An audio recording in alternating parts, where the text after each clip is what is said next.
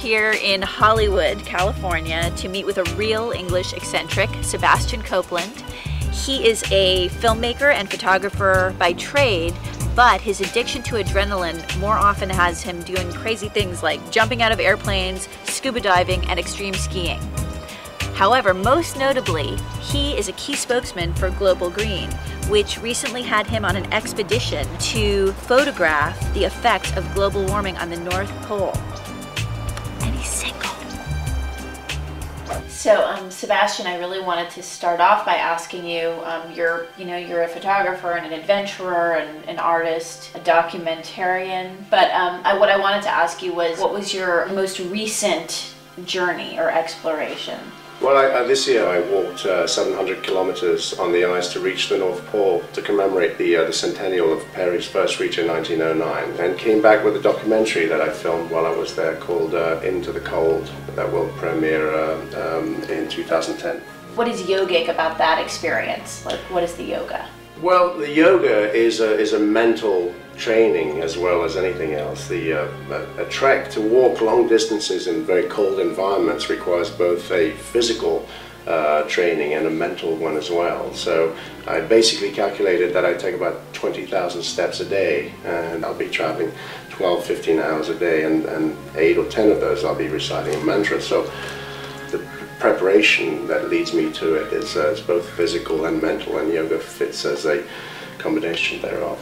What is your physical training like for something like that?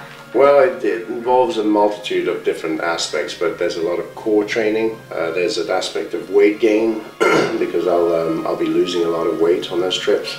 I'll hike with a 100-pound vest as well, and then I'll do yoga for the stretching, the elongation, and certainly as well the meditation training. So is that something where you would just try to get connected to your breath? Like preparation is a key component, both with the technical aspect, the fitness and all that, but I find that the mental represents about 80% of success in that respect. You were describing earlier your that you used to do hatha yoga, or your evolution of your yoga, and I was wondering if you could share that with us. Yeah, I did hatha and ashtanga for a long time, and I was introduced last year to kundalini, and so I've been really I found that kundalini was a great component to complement my other training, which is more physical.